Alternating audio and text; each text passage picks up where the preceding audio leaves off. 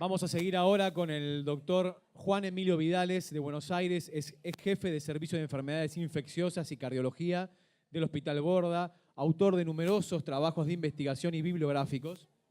Es ex profesor de farmacología de la Universidad de El Salvador, miembro fundador de la Asociación Médica Latinoamericana y es autor del libro que se los recomiendo, se llama Vegetariano, razones médicas para hacerlo. Así que invito a todos a quedarse y a esperar acá al doctor, al cual lo estamos recibiendo con un fuerte aplauso.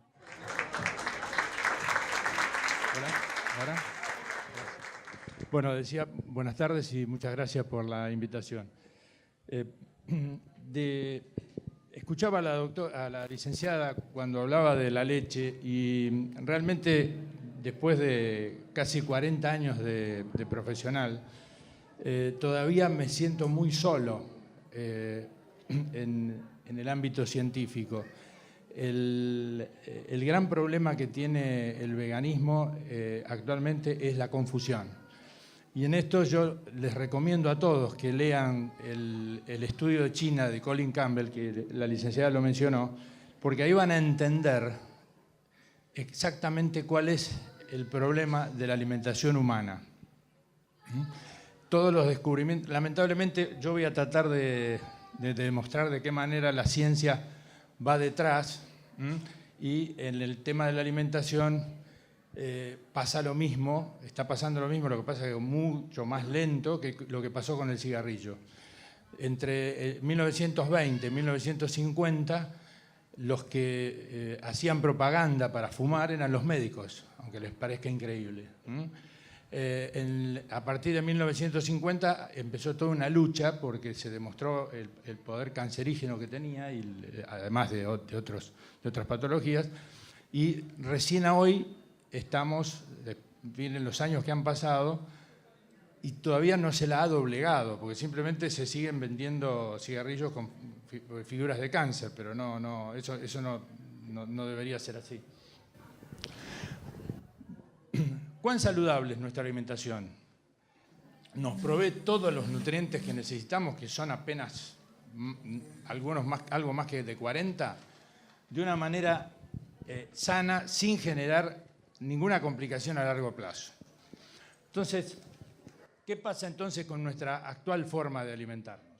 La ciencia sigue detrás del proceso industrial.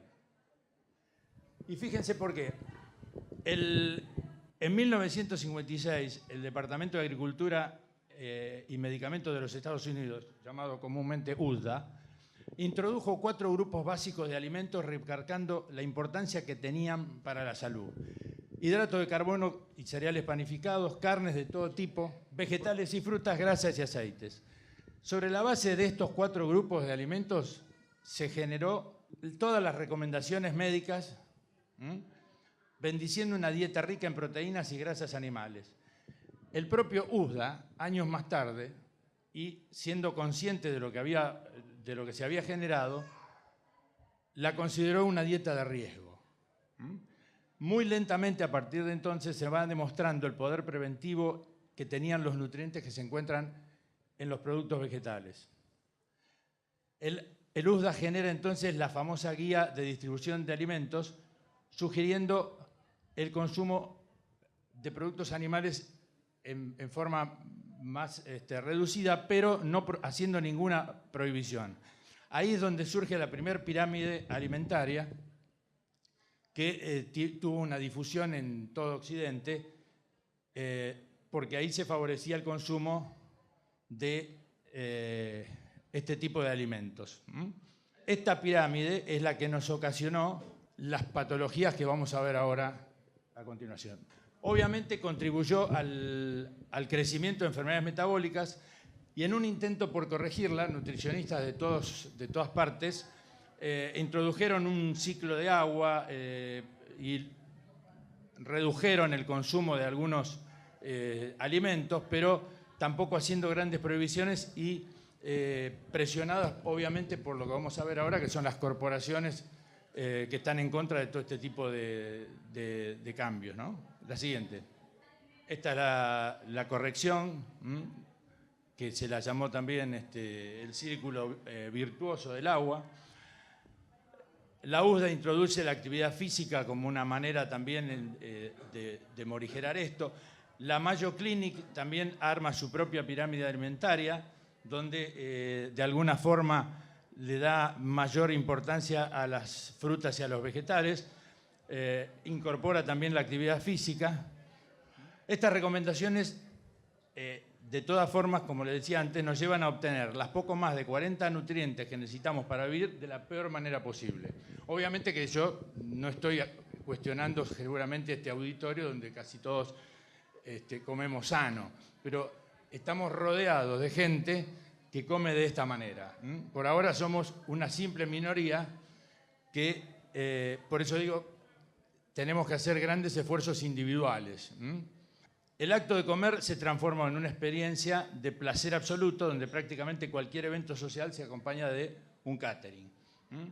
Esta forma de alimentación lo que ha traído es, a través de los hábitos, las costumbres y las tradiciones, han eliminado las alarmas naturales del cuerpo que fisiológicamente traemos para reemplazarlo por estímulos diversos que, bajo sustentos biológicos y psicosociales, comemos sin hambre. La sociedad nos ha llevado a favorecer este hábito. Entonces, ¿qué problema se generó? Hábitos alimentarios que enferman, que son muy difíciles de modificar. Las personas desconocen dónde va ese hábito y la persona mal alimentada no se siente enfermo, por lo cual no ve una justificación para cambiar. Seguramente muchos de ustedes tendrán discusiones con amigos o con conocidos donde hay frases clásicas y típicas, dice, de algo hay que morir. ¿Cómo obtenemos, digamos, cómo obtenemos estas 40 nutrientes? ¿Cuáles, digamos, negativamente? Bueno, vamos a tratar de ir resumiendo. Calorías se ingiere el doble de las necesarias. Por eso hay una epidemia de obesidad. Más del 40% de la población de Occidente tiene sobrepeso. Las proteínas se recomienda el doble de lo necesario porque, para que se imponga el consumo de carne. Las proteínas con medio gramo por kilo de peso corporal sería suficiente. Se recomienda 1 gramo, lo cual en algunas afecciones no solo se constituye toxicidad, sobre todo pacientes renales o con alteración del filtrado glomerular. Los hidratos de carbono se consumen de mala calidad, se consumen harinas refinadas, lo cual incrementa el índice, la posibilidad de tener diabetes. El hidrato de carbono, cuanto más refinado está, mayor índice glucémico tiene, es decir, más rápido eleva la glucemia. La diferencia entre un cereal, por ejemplo, refinado y un cereal que conserva su capa de salvado, entre otras cosas, tiene que ver con el índice glucémico, tiene que ver con la ventaja que le da el salvado, porque lo utiliza para refinarlo en el intestino, demorar la absorción y no elevar la glucemia tan rápido. Esa es una de las características más importantes. Otra de las formas que obtenemos calorías es con el alcohol. Saben ustedes, bueno, además está decir la cantidad de patología que esto genera. Cereales, frutas verdes se consume poco. Y acá una de las características de la ingesta de cereales, frutas y verduras es la fibra. La fibra tiene la particularidad de moderar la absorción de nutrientes y hacerlo de una manera bastante fisiológica. Se llama acción dinámica específica. La sal, abusamos de la sal, está siempre el salero en la mesa, lo cual debería eliminarse porque todos los alimentos contienen sal y es una cuestión de acostumbramiento. Se demora, las personas que están muy acostumbradas a comer con mucha sal demoran 10 o 15 días en acostumbrar el paladar y trae muchos beneficios. La sal hay un estudio hecho en la provincia de Buenos Aires donde se prohibió el salero en los restaurantes y donde se hizo una campaña bastante fuerte al respecto. Y bueno, si bien la Argentina no es un país que tenga grandes estadísticas, a través de mecanismos indirectos se demostró que hay una baja cercana al 20% en accidentes cerebrovasculares a partir del año que se implementó esta medida, lo cual no es un dato menor. Ahora, además de todo esto, nosotros fisiológicamente no estamos preparados para comer carne. Esto que es bastante soslayado por mis colegas, es un descubrimiento de una molécula que la hizo Ajit Barki, un médico hindú radicado en Estados Unidos, una molécula que pertenece a la familia de los ácidos siálicos, se la conoce como ácido N-acetilneuramínico, no es necesario que recuerden esto. La presencia de esta molécula sin metabolizar genera una reacción química que parecería ser la responsable de la base del proceso de arteriosclerosis.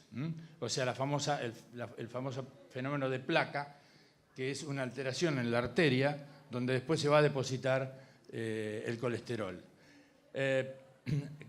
Nosotros carecemos, y es la demostración que hicieron otros científicos japoneses sobre la base del descubrimiento de Ajit Barki, de la enzima que produce la metabolización del precursor.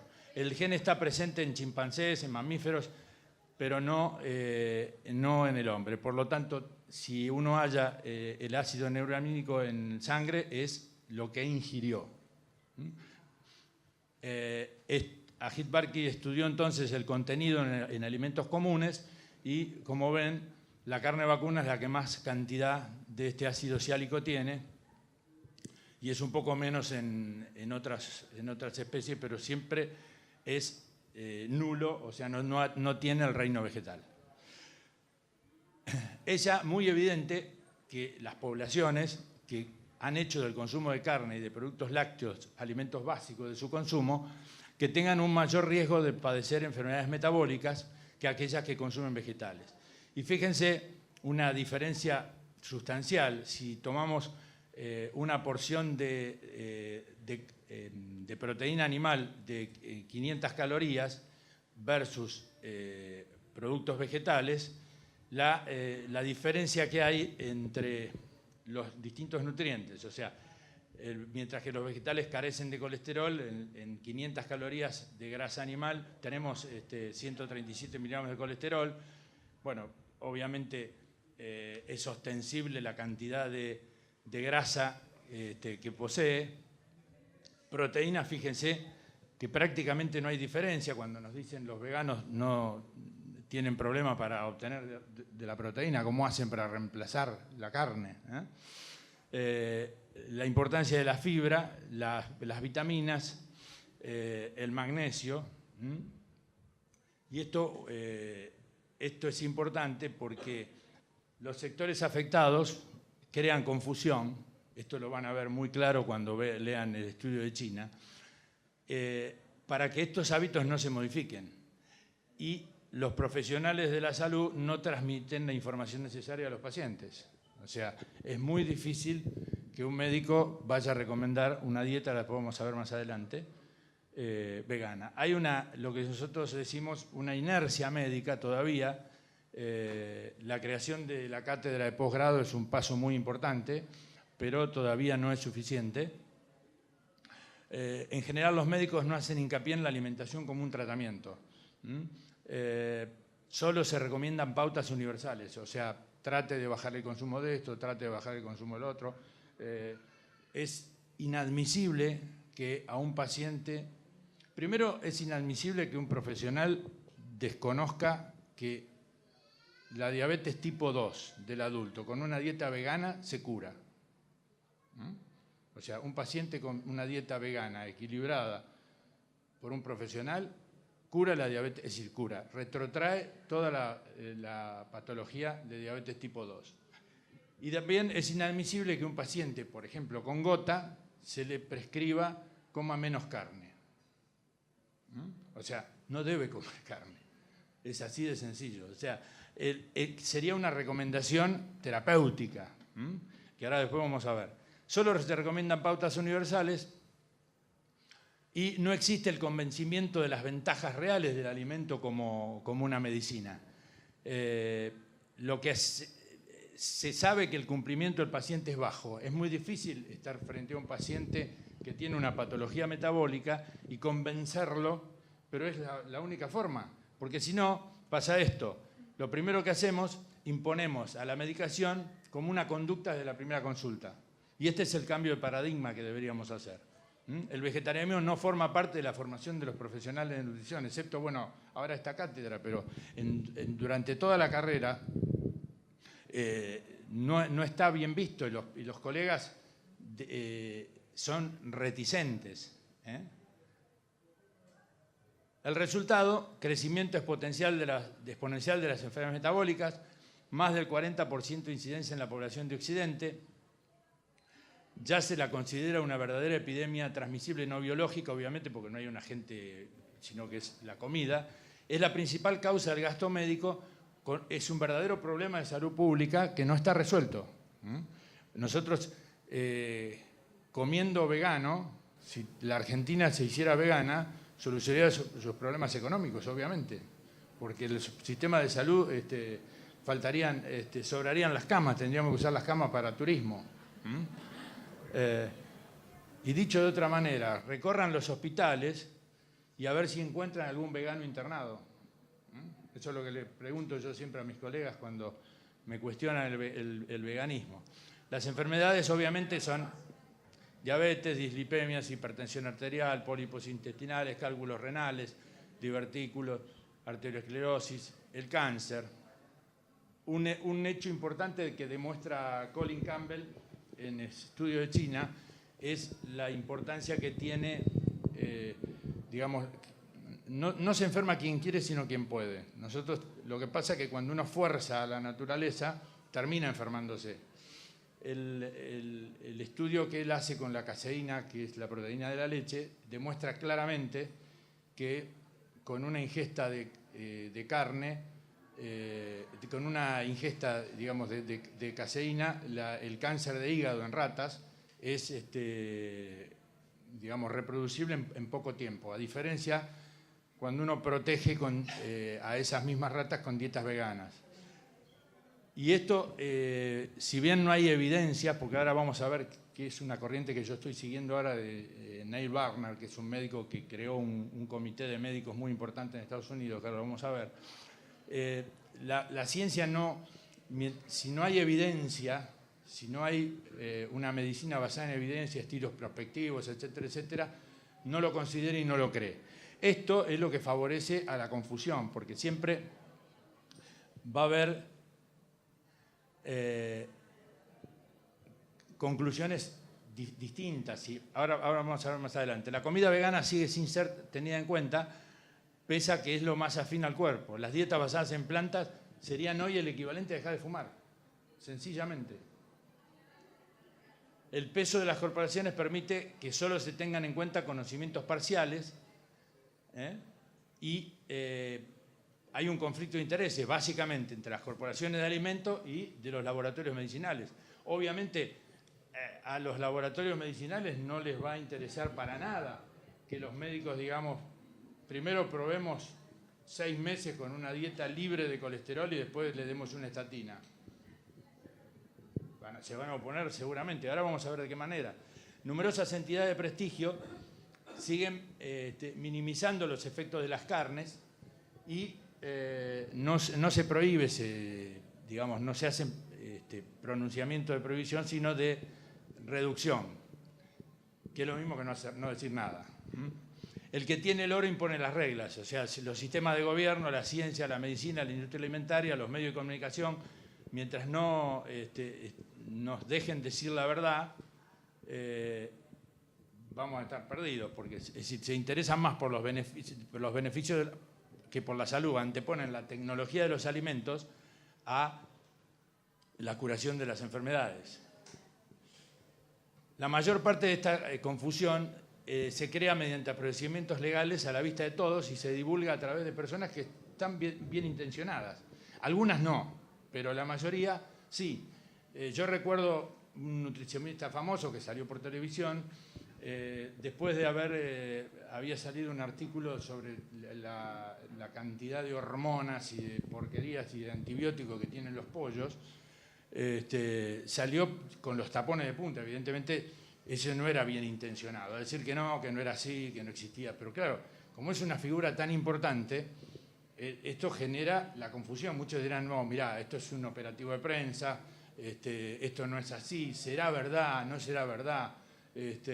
Lo cual nos sigue atrasando. Lo mismo pasó con el cigarrillo, ¿eh? Exactamente lo mismo.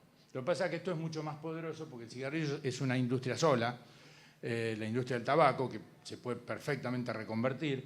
En cambio, la industria alimentaria son muchísimos.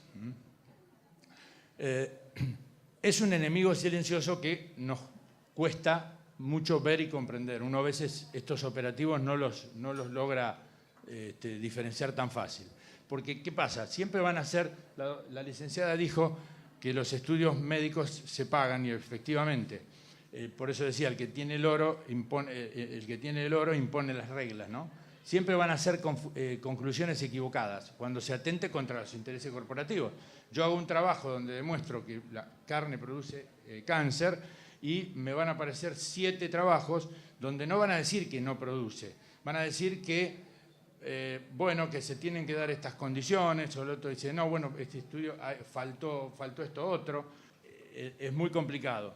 Cuando en el mundo de la nutrición y la salud uno quiera ir a expresar libremente las investigaciones, por ahora se encuentran problemas. Los informes se tergiversan o se usan con fines económicos. Así, en el estudio de Campbell, como les decía, van a ver cómo nace la industria del suplemento dietario. Una comida vegana no necesita de ningún suplemento dietario. El gran negocio de la medicina es tratar las enfermedades después que se instalan, por supuesto. Imagínense, en un mundo vegano no existiría la industria del stent, por ejemplo. Las coronarias estarían siempre destapadas. Algunas entidades de prestigio promueven dietas vegetarianas, generalmente con dudas y posturas reparadas. Seguramente estas recomendaciones que hacen van a ser la norma y los reparos que tienen, por ejemplo, bien equilibrada, es decir, se supone que está equilibrada, ¿no? Una dieta bien planificada es apropiada. Esto lo dice y lo ratifican la Asociación Americana de Dietética, esto lo habrán escuchado porque es algo que estuvo muy de moda, pero también hay un montón de organismos que después se han sumado por el peso de las evidencias, que bueno, lento pero viene. Ahí tienen un montón de organizaciones que de alguna manera están reconociendo la importancia que tiene el veganismo para la salud en general. En 1985, Neil Barnard funda el Comité de Médicos para una Medicina Responsable, con sede en Washington. Hoy tiene más de 12.000 médicos adheridos y más de 150.000 miembros en todo el mundo.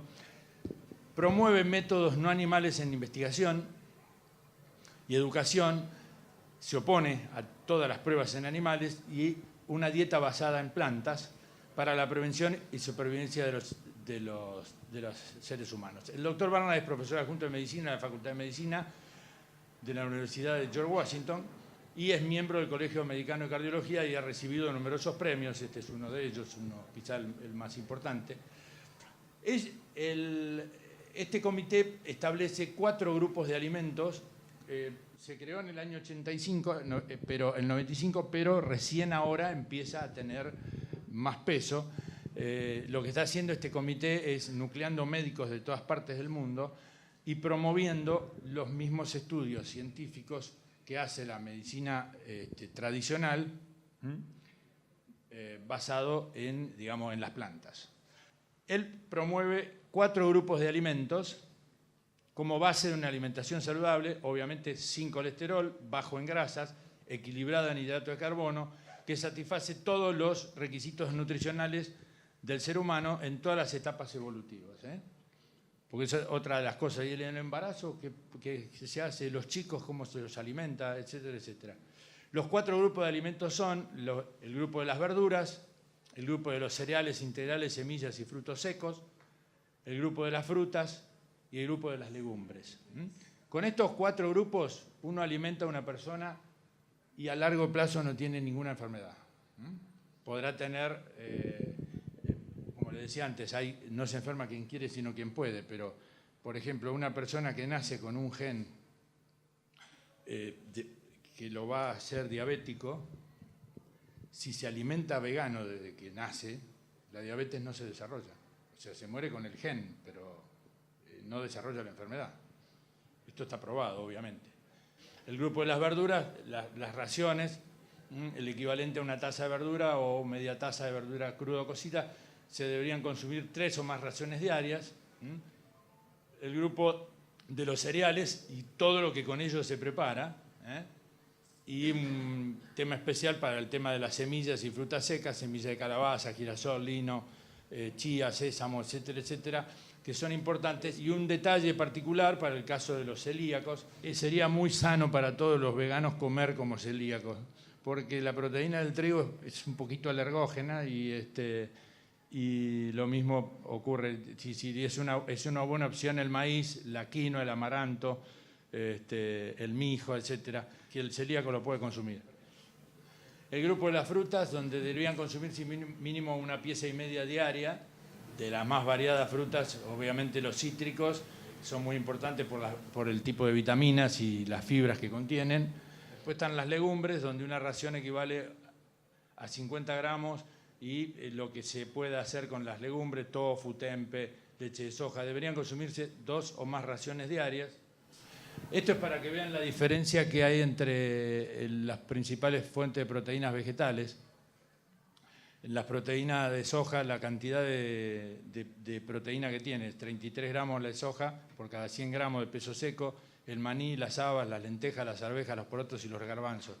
Las legumbres son una fuente fundamental en la alimentación de un vegano. Entonces, este comité de médicos para una medicina responsable promueve una alimentación sana, que como habíamos dicho al principio, cubre todas las necesidades sin generar patología ni a mediano ni a largo plazo. La dieta vegana cumple con esta premisa, es práctica, adaptable a todos los presupuestos, no necesita ningún suplemento dietario y además asegura que en el caso de la absorción de las grasas, y a diferencia de los que comen carne, se ingieren ácidos grasos monoinsaturados que por cada 1% de aumento del valor calórico total disminuye el colesterol plasmático. Esto los médicos lo desconocen, en general. Disminuye el colesterol plasmático, o sea que una persona con hipercolesterolemia no hay que decirle que reduzca el consumo de proteínas animales, hay que eliminarle la proteína animal y entonces ahí recién nos damos cuenta del valor que tiene la prescripción dietética. Hoy por hoy se hace una reducción, o sea, como le decía, se establecen pautas generales y se dice reduzca o disminuya. Esa disminución no es necesaria porque el colesterol no va a bajar nunca si no eliminamos la proteína animal. Y en el caso de los ácidos grasos poliinsaturados, que son esenciales y que son importantes porque si no los ingerimos no los vamos a obtener, lo mismo. Por cada por ciento de aumento en el valor calórico total disminuye también el colesterol. A partir del conocimiento actual sobre la alimentación, entonces nos tendríamos que preguntar qué papel juega el médico.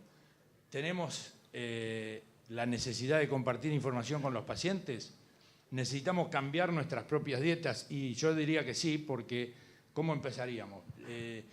Es muy difícil si uno va a un consultorio a ver a un médico para dejar de fumar y el médico lo atiende con un cigarrillo en la mano. Es medio complicada la cosa. Bueno, eso pasaba. De la misma manera, si uno va a un médico para bajar de peso y se encuentra con un médico obeso, es también complicado. Entonces, obviamente se predica, por supuesto, con el ejemplo. Entonces, son muchos los puntos que tenemos que saber. Al igual que fumar, los hábitos afectan a toda una familia. O sea, cuando uno tiene que cambiar un hábito, lo tiene que hacer en su entorno familiar también. Las enfermedades metabólicas se van repitiendo, es decir, es muy poco probable que en una familia que se alimenta mal haya un solo miembro afectado. Por lo general están todos afectados y si no están en ese momento lo van a estar a largo plazo. En el médico todavía no está instalado este concepto y entonces no está atento a esto. O sea, el médico trata y como puede al paciente que tiene adelante, olvidándose del contexto donde está.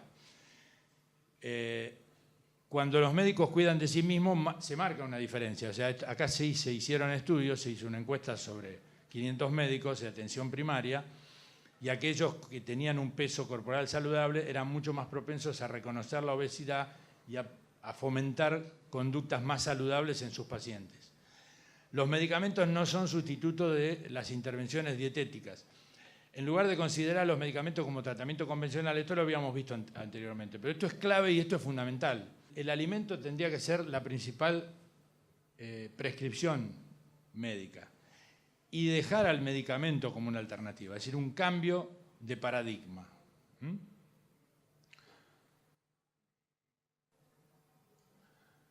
El pesimismo, bueno, esto es otra cosa importante, cuando uno tiene que hacer un cambio en el hábito, y sobre todo cuando uno está sometido a la comida, a la alimentación omnívora, es altamente adictiva. Y las adicciones son todas iguales, sea la sustancia de alcacetrate, cocaína, lo que fuera, siempre afecta al sistema nervioso de una manera muy particular a través de los neurotransmisores. Cuando uno, digamos, esto fue estudiado en el siglo pasado por investigadores americanos, lo que llamaron el ciclo de cambio. Cuando uno va a cambiar un hábito, es muy probable que se encuentre con recaídas, con 1, 2, 3, lo que fuera. Y el éxito del cambio es, no digo que esté asegurado, pero está mucho más cerca cuando uno toma a la recaída como una parte del ciclo del cambio, ¿se entiende? O sea, es una parte y así debe tenerse.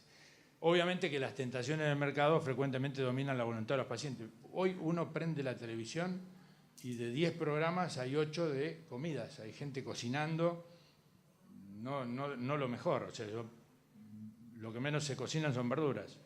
Frente a pacientes con problemas se deben considerar el marco general de su totalidad y no solamente el emergente puntual. O sea, este es otro error que cometen los médicos. O sea, tratar a un paciente que viene por colesterol, obesidad y hipertensión, tratar puntualmente la patología. O sea, detrás de esa patología hay todo un descalabro fisiopatológico que debería ser tomado en su conjunto, porque además se van a prevenir a futuro otras cosas. Estudios hechos con gente joven demostraron que la enfermedad cardíaca era mucho más común en edad temprana, incluso sin tener ningún síntoma, y de hecho forma parte de los grandes casos que uno ve de muerte súbita, ¿no? Donde dicen, uy, era sano, no tenía nada, y de repente, bueno, no, había 30 años de evolución de una enfermedad silenciosa que, como decía antes, uno no necesariamente se siente enfermo, por eso no presta atención a cambiar. La prescripción dietética debe estar basada en la evidencia. Las predicciones, las modas y las preferencias profesionales no son base para guiar la terapia. Hoy hay abundante evidencia sobre la efectividad de intervenciones dietéticas y también de su aceptación. En los ensayos clínicos, una dieta vegetariana baja en grasa es aceptable para cualquiera participante, pero es mucho más eficaz clínicamente. Y hay muchas entidades, sobre todo en el país del norte, que obviamente son estudios a veces no muy fáciles de conseguir, donde ya hay, por ejemplo, hay un estudio que se hizo con 10 pacientes diabéticos tipo 2, como les decía, sometidos a vivir en condiciones veganas durante un mes, y es impresionante cómo se disminuye o cómo retrotrae la prescripción obviamente de insulina, sobre todo los insulinos requirentes, porque el diabético tipo 2 que no hace cambios de sus hábitos alimentarios termina con insulina, es lo que se llama la insulino requerencia, el páncreas termina agotándose. La formación médica constituye un problema en la actualidad, ya que no hay información acerca del veganismo. Se sigue negando la importancia de la dieta en enfermedades que podrían ser curadas, lo que acabamos de decir. Los médicos de atención primaria deberían estar más formados. Los nutricionistas deben acompañar también este trabajo. El único hospital que yo tuve la suerte de conocer hace 3 años, el hospital de Zaragoza, que tiene una universidad, una facultad de medicina, y su hospital, como vendría a ser el Clínicas acá, ligado a la universidad, promueve la alimentación vegana. Ellos, adentro del hospital, la dieta es exclusivamente vegana. Obviamente el titular de la cátedra de clínica médica es vegano, por supuesto. Ahí se hizo en el año del 2010, creo, el Congreso de la Unión Vegetariana Española. Se desprende entonces que, al igual que en la lucha contra el tabaco, los médicos debemos modificar nuestras dietas, compartir la información existente con nuestros pacientes, debemos alentar a hacer cambios a todos los miembros de la familia, como habíamos visto antes. ¿Y cómo empezamos? ¿Qué hacemos? Bueno, se puede usar el tiempo de espera como aprendizaje en las revistas, en la sala de espera, video, televisión, carteles, folletos orientados, hablar con los pacientes sobre el poder que tiene la alimentación y tener a mano siempre una dieta, ¿no? Invitar a los pacientes a una clase de nutrición después de la hora de la sala de espera. Esto es bastante frecuente, los nutricionistas lo promueven, estas charlas así, juntan varios pacientes y les dan una charla como si fuera una consulta de alto valor, de muy alto valor agregado. Hay que bregar para que en los hospitales existan dietas vegetarianas, reglamentar la venta de comida en los espacios que se alquilan terreno en el hospital, o sea, arrogarse la facultad de decir, bueno, acá se vende comida, pero esta calidad de comida. Es hora de que los médicos hagan este tipo de transición, y al igual que en la lucha contra el tabaco, la victoria sobre los alimentos va a ahorrar mucho dinero y va a salvar muchas vidas. Estamos en una situación todavía complicada. Bueno, acá les dejo alguna bibliografía para, si tienen alguna pregunta. Gracias. Hola.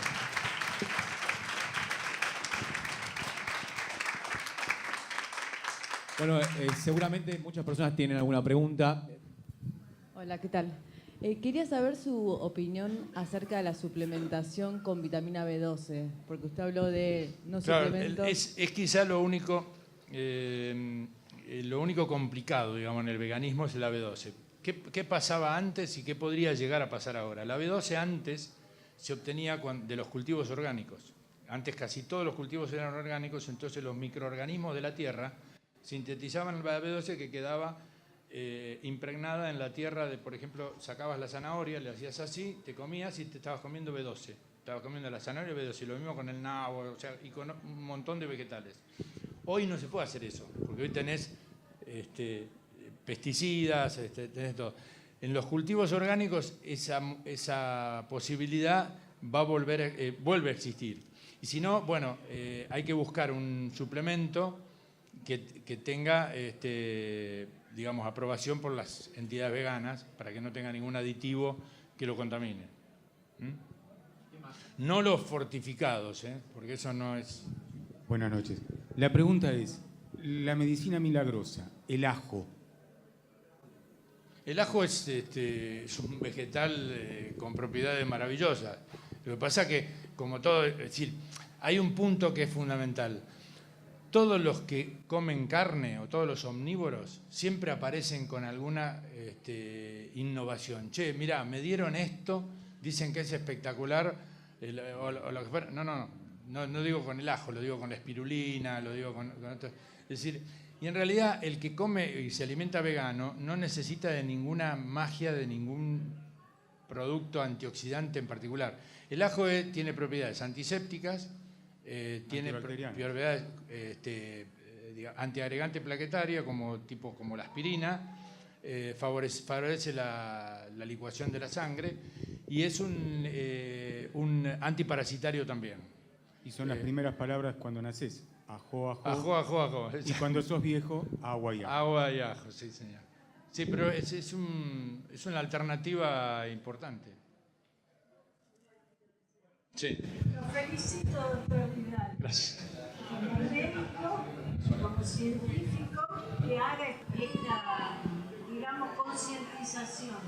Que es lo único que puede luchar contra estos gigantes del dinero que son los laboratorios. El tema, digamos, luchar contra las corporaciones es imposible. O sea, repito, el que tiene el oro impone las reglas. Pero, por ahora es decir, este tipo de eventos, este tipo de conglomerado de gente que tiene la misma idea, es lo que va a llevar a presionar a los gobiernos a que se haga un cambio de paradigma. ¿Qué tal? Buenas tardes. Quería consultar respecto a la alimentación, ¿no? En los bebés. Si bien como el adulto no necesitamos ningún, no sé, suplemento dietario, sí a mi bebé, que hice una consulta con la pediatra, obviamente no está de acuerdo. Obvio.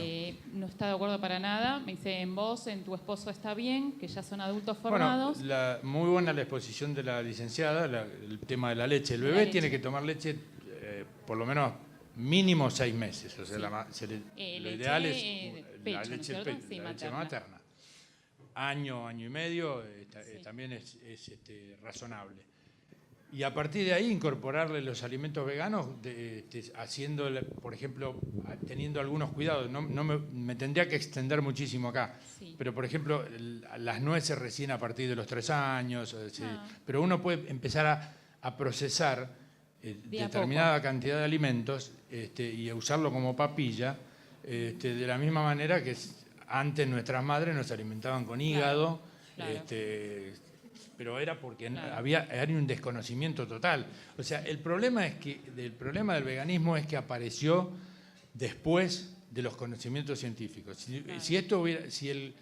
Por ejemplo, si el refinamiento de los granos, si uno hubiera sabido la importancia que tenía el salvado hace 100 años, la refinería no se hubiera inventado. Claro. El problema es que se inventó primero. Entonces ahora, ¿cómo hacemos para volver eso atrás?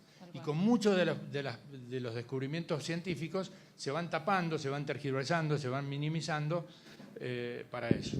Tal cual. Bueno, gracias. Pero sí. Gracias.